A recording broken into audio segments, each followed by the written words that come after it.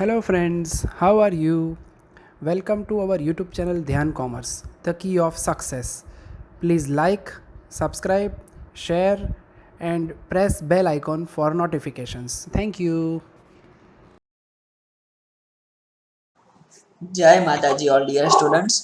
Welcome to online lecture of Dhyan commerce MCom semester 4 के अंदर आज हम टैक्सेशन सब्जेक्ट के अंदर unit number first chapter number 1 start करने वाले हैं, जिसका टाइटल है classification and residential status of companies and tax planning of company.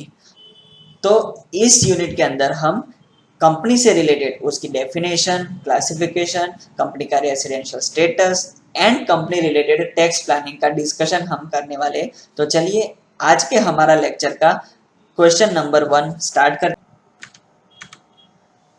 Question number 1, define company and classification of companies as per income tax act 1961। तो इस question के अंदर हम सबसे पहले कंपनी का एक मीनिंग देखेंगे एंड कंपनी के classification as per income tax act 1961 देखेंगे। First, meaning of company. In general terms, company means the formation of group of association to do the business with the objective of earning of profit। मतलब association जो है उसका ऐसा group जो business run कर रही है, उसका मेन ऑब्जेक्टिव क्या है? प्रॉफिट अर्न करना। तो उस फॉर्मेशन ऑफ ग्रुप को हम क्या कहेंगे? Company. Second meaning, as per section 2 clause 20 of companies act 2013, company means a company incorporated under this act or under any previous company law। मतलब कोई भी कंपनी जो है वो कंपनीज एक्ट 2013 के तहत इनकॉर्पोरेटेड हुई हो, मतलब रजिस्टर्ड हुई हो, या फिर कोई भी प्रीवियस लो, मतलब फॉर एग्जांपल ले लो कंपनीज एक्ट 1956 उसके तहत रजिस्टर्ड हुई है, तो वो कंपनी सारी कंपनी कहलाएगी। अब क्लासिफिकेशन हम देखेंगे। Classification of companies as per income tax act 1961। First, company under section 2 clause 17 of Indian income tax act 1961। तो इसके अंदर कौन सी कंपनी आएगी?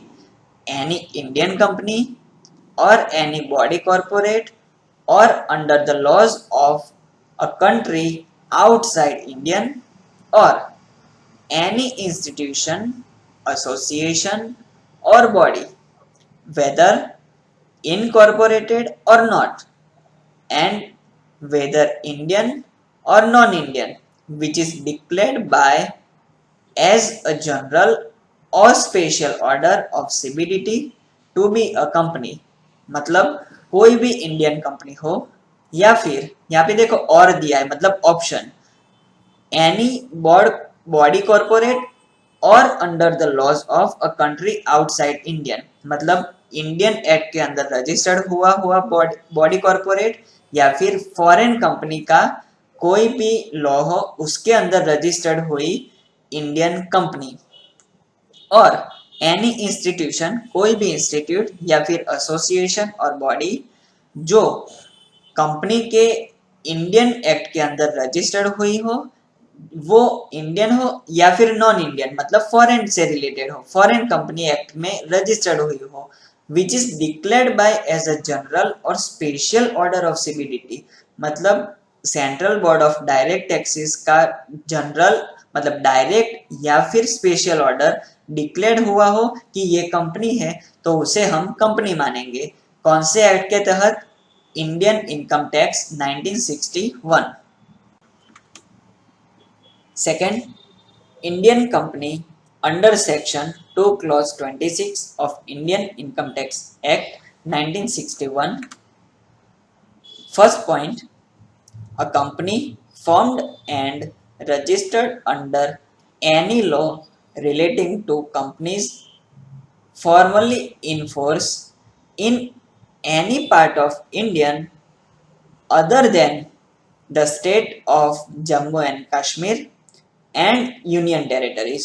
मतलब कोई भी ऐसी कंपनीज जो है कंपनीज एक्ट के अंदर रजिस्टर्ड हुई हो या फिर इंडियन इनकम टैक्स एक्ट 1961 के अंडर रजिस्टर्ड हुई हो, वो सभी कंपनी इंडियन कंपनी कहलाएगी।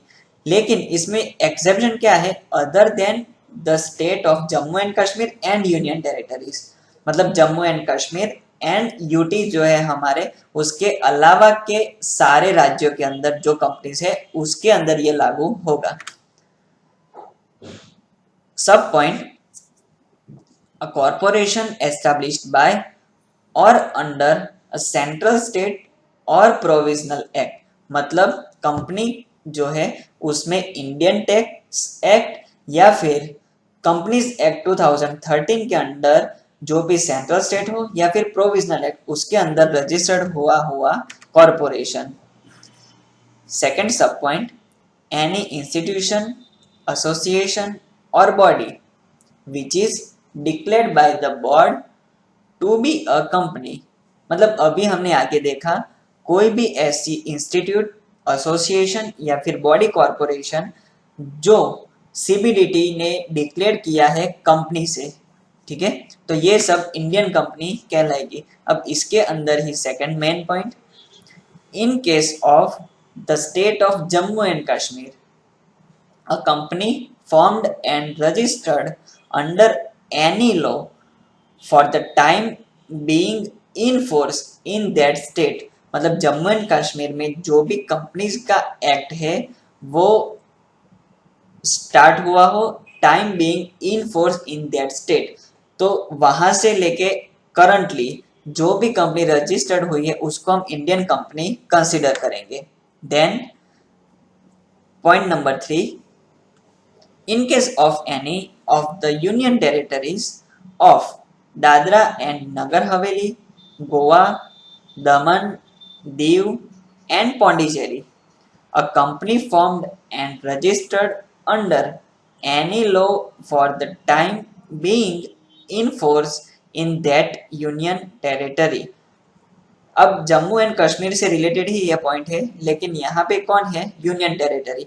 तो यूनियन टेरिटरी के अंदर जो भी कंपनीज एक्ट रजिस्टर्ड हुए हैं, तो यहाँ पे यूनियन टेरिटरी का जो एक्ट है उससे रिलेटेड कंपनी जो है रजिस्टर्ड हुई होनी चाहिए, तो उसको हम कंसिडर करेंगे Indian company. Third classification, domestic company under section 2 clause 22A। तो यहाँ पर हमने जो इंडियन कंपनी देखी उससे कुछ मिलती जुलती है, चलिए देखते हैं।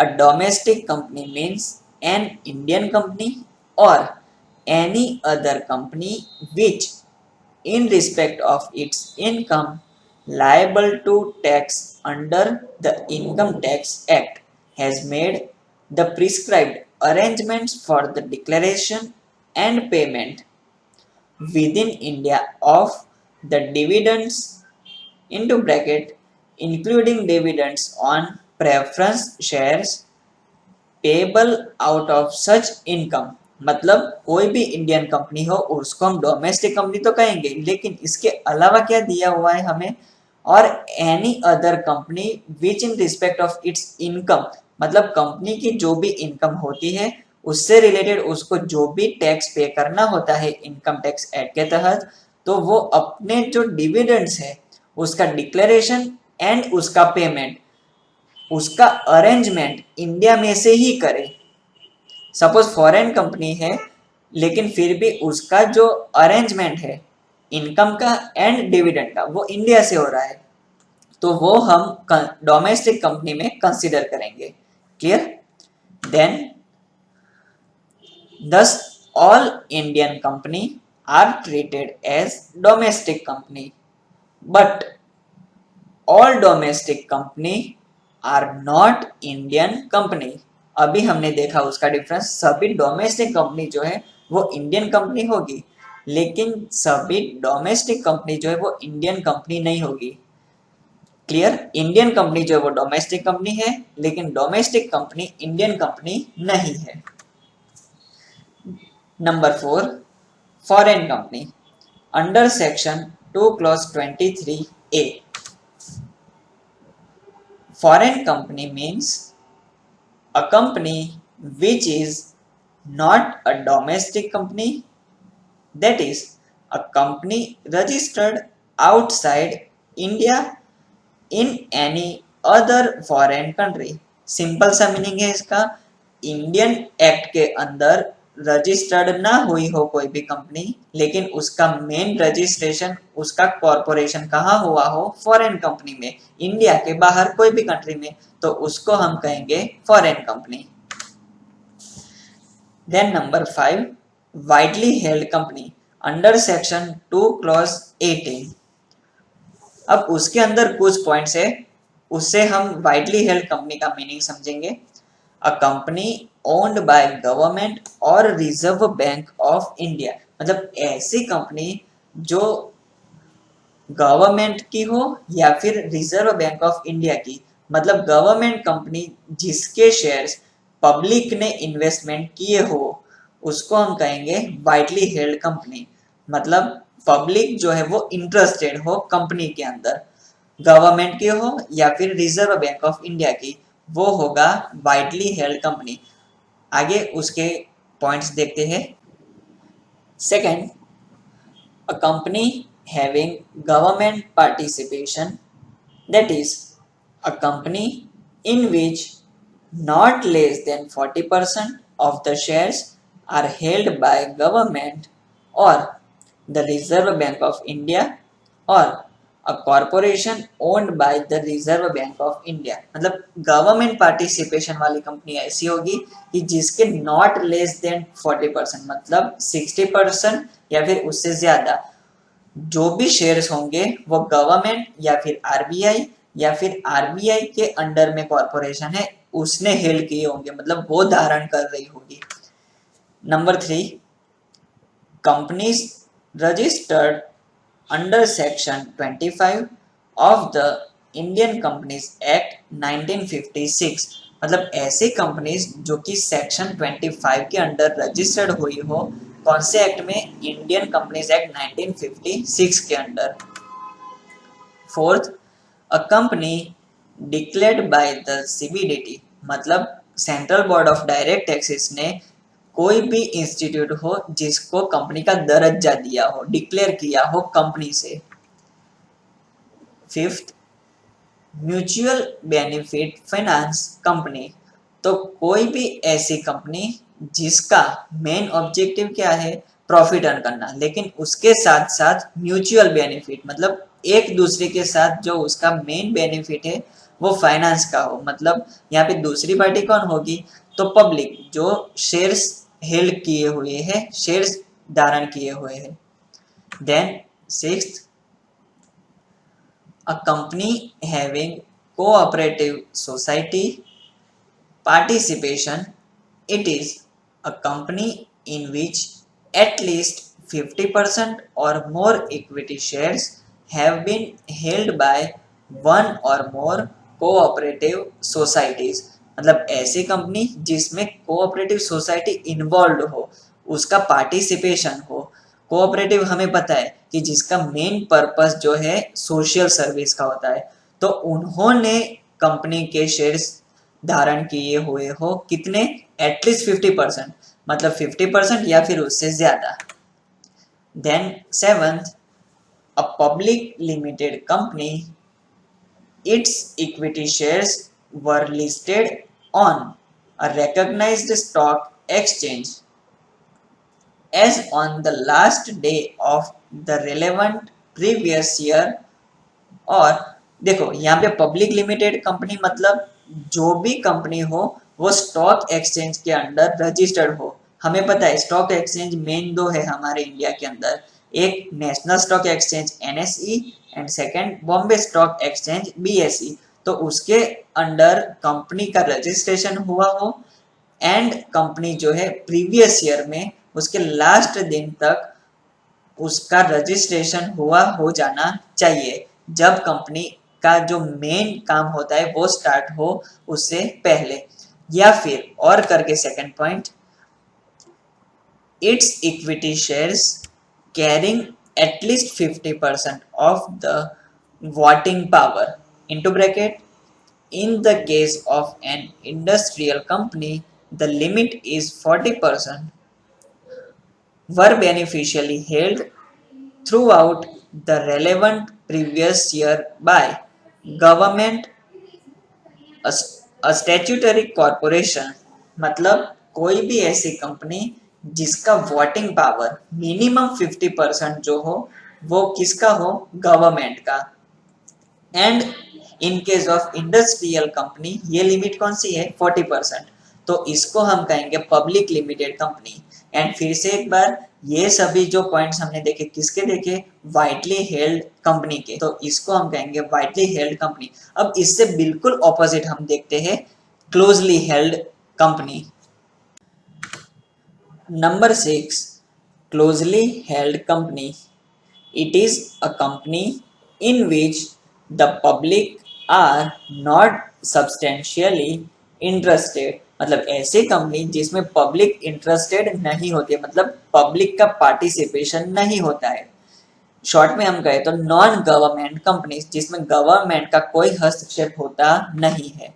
देन नंबर 7, इन्वेस्टमेंट कंपनी, कोई भी कंपनी जो इन्वेस्टमेंट रिलेटेड हो। इन्वेस्टमेंट हमें पता है, investment company means a company whose gross total income consists mainly of income which is chargeable under the head of income from house property, capital gain and income from the other sources।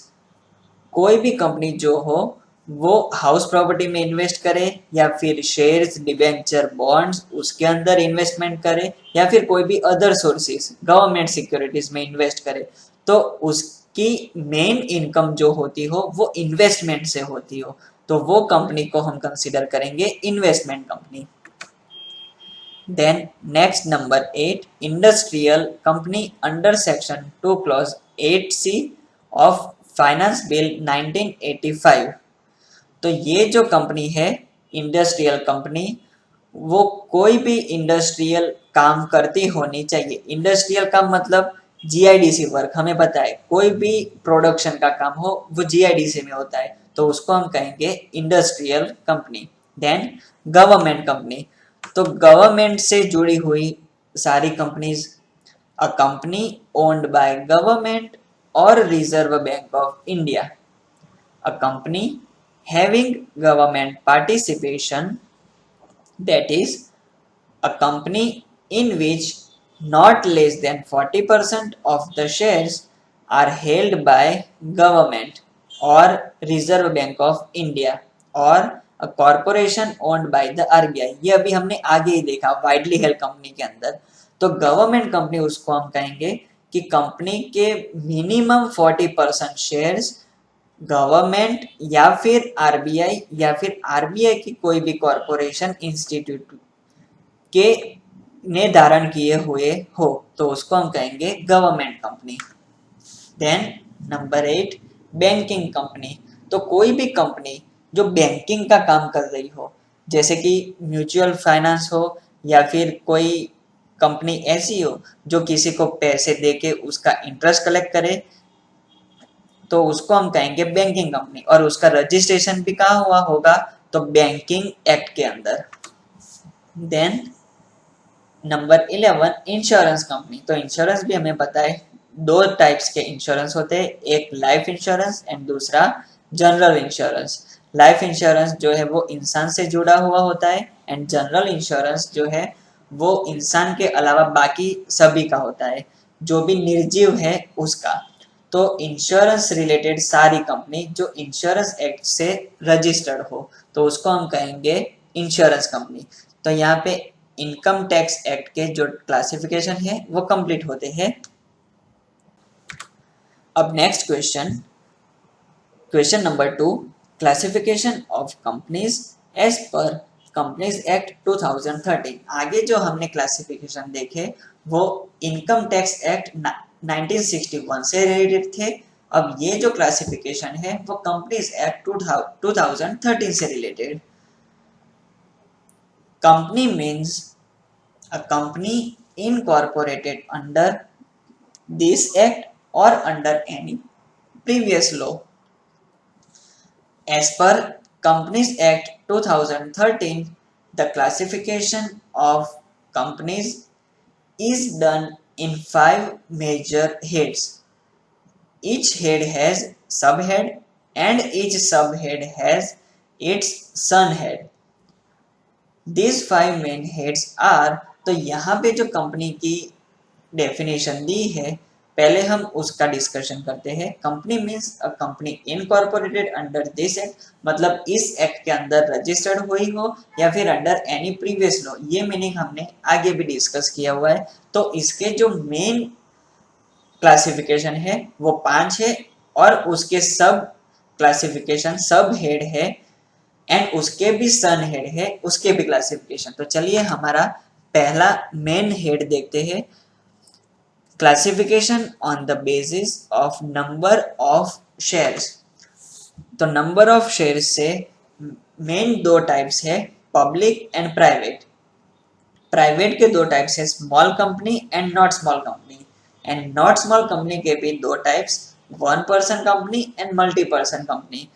तो इसका detail में meaning हम देखते हैं। First, under section 2 clause 71, public company. Public company means a company which is not private company. Second, a company which has minimum paid up share capital of 5 lakh rupees or such higher paid up capital as may prescribe. तो यहाँ पर first meaning जो है public company means it is not private company, ये meaning हमने 11th में देखा था। अब एमकॉम के अंदर उससे आगे एक level, a company which has minimum paid up share capital of 5 lakh rupees, मतलब जिसकी मिनिमम शेयर कैपिटल 5 लाख हो या फिर उससे ज्यादा। Then number 2, under section 2 clause 68, private company. Private company means a company having a minimum paid up share capital of 1 lakh rupees or such higher paid up share capital as may be prescribed and which by its articles. तो यहाँ पे private company का meaning क्या होगा, तो company की जो share capital है वो मिनिमम 1 लाख पेड अप होनी चाहिए या फिर उससे ज्यादा, उसको हम कहेंगे प्राइवेट कंपनी। मतलब गवर्नमेंट या फिर पब्लिक दोनों का ही कोई हस्तक्षेप ना हो, वो प्राइवेट कंपनी हो जाएगी। Then number 3, under section 2 clause 85, small company. Small company means a company other than a public company, मतलब स्मॉल कंपनी जो है उसका मेन जो शेयर कैपिटल है वो एकदम लोअर होगा अकॉर्डिंग टू पब्लिक कंपनी या फिर प्राइवेट कंपनी। यहाँ पर मीनिंग में भी लिखा हुआ है other than a public company, मतलब इसमें पब्लिक जो है वो भी इंटरेस्टेड नहीं होगी, उसका कोई हस्तक्षेप नहीं होगा। स्मॉल कंपनी की जो पेड अप शेयर कैपिटल है उसको हम देखते हैं अब। Paid up share capital of which does not exceed 50 lakh rupees or such higher amount as may be prescribed which shall not be more than 5 crores rupees, मतलब company जो है उसकी शेयर कैपिटल 50 लाख से ज्यादा पेडअप हुई होनी चाहिए नहीं उसके जीवन दरमियान, लाइफ टाइम, तो उसको हम कहेंगे small company. Then number 4, not small company, मतलब जो स्मॉल ना हो। First point, a holding company और subsidiary company. B, a company registered under section 8 और सी, अ कंपनी और body corporate governed by any special act, मतलब कोई भी होल्डिंग या फिर सब्सिडरी कंपनी जो स्मॉल नहीं होती है वो हमने TY BCom के अंदर देख लिया है। Then company registered under section 8 और कंपनी और body corporate govern by any special act. Special act मतलब कंपनीज एक्ट हो या फिर कोई भी central board of direct taxes का डिक्लेरेशन हो, तो वो सभी हम कंसिडर करेंगे नॉट स्मॉल कंपनी के अंदर। Then one person company. One person company means a company which has only one person as a member. तो हमें पता है कि प्राइवेट कंपनी हो या पब्लिक कंपनी, उसके मेंबर्स जो होते हैं वो दो या दो से ज्यादा होते हैं एंड उसकी लिमिट होती है 20। लेकिन यहाँ पर ऐसी कंपनी जिसका मेंबर ओनली वन पर्सन हो, क्लियर। एंड उससे opposite number 6 multi person company. तो इसके अंदर जो मेंबर्स होंगे वो एक से ज्यादा होंगे। This category is under the head of private company. So, when private company has more than one member but less than 20 members is known multi-person company. It can be public company also. तो यहाँ पर multi person company में हमने देखा कि private company उसके member की limit कितनी है, minimum 2 and maximum 20। And public company में मिनिमम 7 होते हैं and maximum unlimited persons, clear. Then next heading हम देखने जा रहे हैं classification on the basis of nature of objective. तो यहाँ पर ऑब्जेक्टिव क्या होगा, for profit and second for not for profit. तो मेन जो कंपनीज होती है उसका मेन पर्पस तो प्रॉफिट अर्न करना ही होता है, लेकिन कुछ कंपनीज ऐसी भी होती है जिसका मेन पर्पस प्रॉफिट अर्न करना नहीं होता है, जो सोसाइटी के लिए या फिर सोशल वर्क का काम करती हो। तो यहाँ पे हम फर्स्ट देखते हैं for profit. Every business or organization, whether it is manufacturing unit or service unit, has basic objective to generate profit. So, the basic objective of any business unit is maximize of profit and wealth। तो कोई भी business unit हो जिसका main purpose profit earn करना हो या फिर उसकी वेल्थ मतलब संपत्ति, उसकी प्रॉपर्टी, उसको मैक्सिमाइज करना हो, जितनी ज्यादा हो सके उतना प्रॉफिट अर्न करे एंड उसकी प्रॉपर्टीज इंक्रीज करे, तो उसको हम कहेंगे फॉर प्रॉफिट ऑब्जेक्टिव कंपनी। अब उसमें second classification not for profit, मतलब कोई भी कंपनी जिसका मेन ऑब्जेक्टिव प्रॉफिट अर्न करना नहीं होगा। By the very intent of business no company is formed for running into losses और for not earning profits. The concept of not for profit companies is that such companies do not distribute its profits by way of dividend amongst its members but conserves to fund the object for which the company has been established। मतलब यहाँ पे company जो है वो profit तो करेगी, लेकिन उसका जो प्रॉफिट होगा वो डिविडेंड के तौर पे अपने शेयर होल्डर्स में या फिर उसके मेंबर्स में डिस्ट्रीब्यूशन नहीं करेगी। तो इस प्रॉफिट का क्या करेगी कंपनी, तो कंपनी का जो मेन ऑब्जेक्टिव है जिसके लिए वो इकट्ठा हुए हैं, जो भी मेंबर्स है वो, तो वो मेन पर्पस को सेटिस्फाई करने के लिए वो फंड का यूज करेंगे। तो यहाँ पर इस कंपनी को हम कहेंगे नॉट फॉर प्रॉफिट कंपनी। मतलब इसमें प्रॉफिट तो होगा लेकिन उसका डिविडेंड के तौर पे डिस्ट्रीब्यूशन नहीं होगा, क्लियर।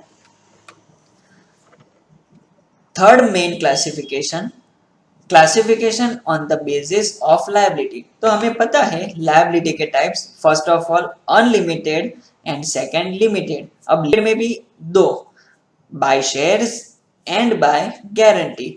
तो अब इसका डिस्कशन हम देखते हैं। अब फर्स्ट पॉइंट उसके अंदर under section 2 clause 22 company limited by shares. तो यहाँ पे क्या होगा, company limited by shares means a company having the liability of its members limited by the memorandum to the amount, if any, unpaid on the shares respectively held by them. मतलब company के जो भी members यानी कि share holders होंगे उनकी liability उन्होंने जितने शेयर्स अक्वायर्ड किए हुए हैं उतनी ही रहेगी। सपोज 10 रुपए का शेयर है तो वो मेंबर की लायबिलिटी 10 रुपए तक ही रहेगी, या फिर चाहे 20 रुपए हो फेस वैल्यू तो 20 रुपए तक, मतलब शेयर से limited. Clear? Second point, under section 2 clause 21 company limited by guarantee, मतलब यहाँ पे जो शेयर होल्डर्स होंगे या फिर मेंबर्स होंगे उनकी लायबिलिटी गारंटी तक सीमित रहेगी, यहाँ पे शेयर्स रिलेटेड नहीं होगा।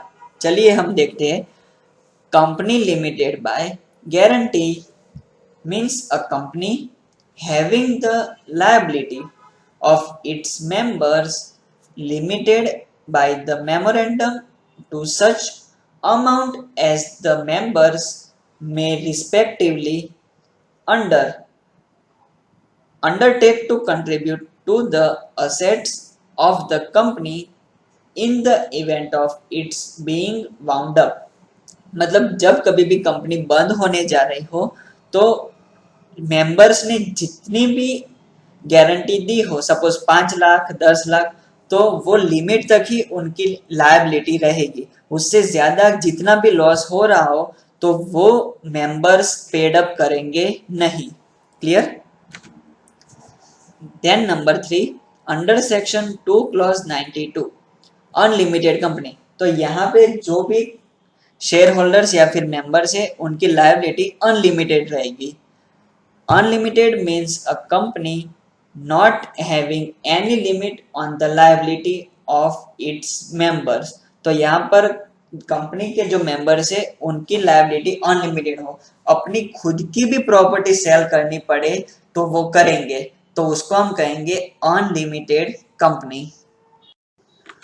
Then classification on the basis of control, first holding company, second subsidiary company, third associate company and fourth joint venture company.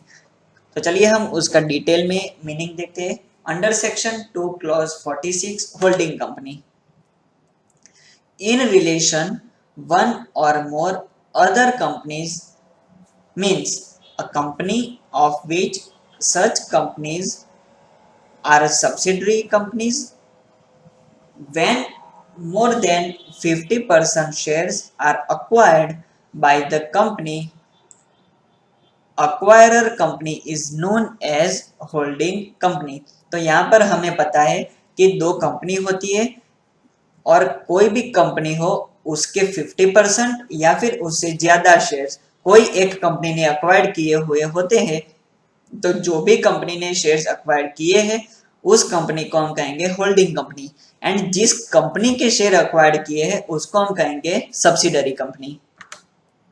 Second, under section 2 clause 87 subsidiary company, और subsidiary उसको हम शॉर्ट में कहते हैं subsidiary, controls the composition of the board of directors और exercises or controls more than one half of the total share capital either at its own or together with one or more of its subsidiary companies।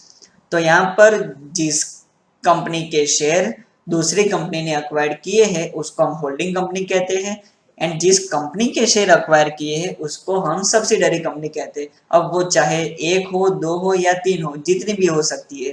Clear? Then next, under section 2 clause 6 associate company, in relation to another company means a company in which that other company has a significant influence but which is not a subsidiary company of the company having such influence and includes a joint venture company. तो यहाँ पर एक company जो है वो दूसरी company से प्रभावित होंगी, लेकिन वो उस कंपनी की सब्सिडरी कंपनी या फिर जॉइंट वेंचर कंपनी नहीं होंगी, तो उसको हम कहेंगे associate company. Clear? Then joint venture company. तो जॉइंट वेंचर हमने ऑलरेडी FY में देखा हुआ है, लेकिन फिर भी एक बार हम देख लेते हैं।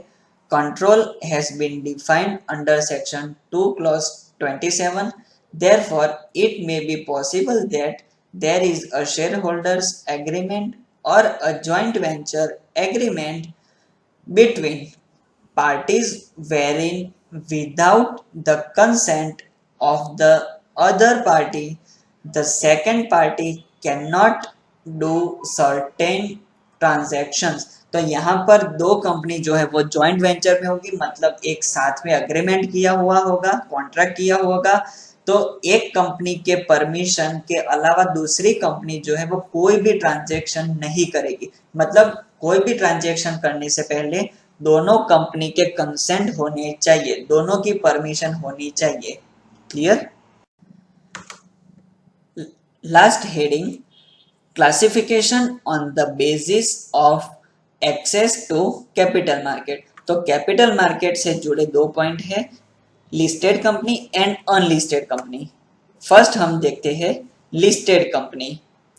Under section 2 clause 52, listed company means a company which has any of its security listed on any recognized stock exchange। मतलब कोई भी कंपनी जो हो उसका रजिस्ट्रेशन, उसका इनकॉर्पोरेशन कोई भी स्टॉक एक्सचेंज के अंडर होना चाहिए, वो चाहे नेशनल स्टॉक एक्सचेंज हो या फिर बॉम्बे स्टॉक एक्सचेंज, कोई भी, तो उसको हम कहेंगे listed company. And on other hand unlisted company, unlisted company means a company which has not any of its securities listed on any registered stock exchanges। तो कोई भी कंपनी जिन्होंने अपनी सिक्योरिटीज, अपने शेयर्स जो है स्टॉक एक्सचेंज के अंदर लिस्टेड करवाया हुआ नहीं है, रजिस्ट्रेशन किया हुआ नहीं है, तो उसको हम कहेंगे अनलिस्टेड कंपनी। क्लियर? तो यहाँ तक आज हम रखते हैं। आज हमने क्या देखा? तो कंपनी का मीनिंग एंड उसके classification according to Indian income tax act 1961 and Indian companies act 2013। तो यहाँ तक रखते हैं। All the best. जय माता जी।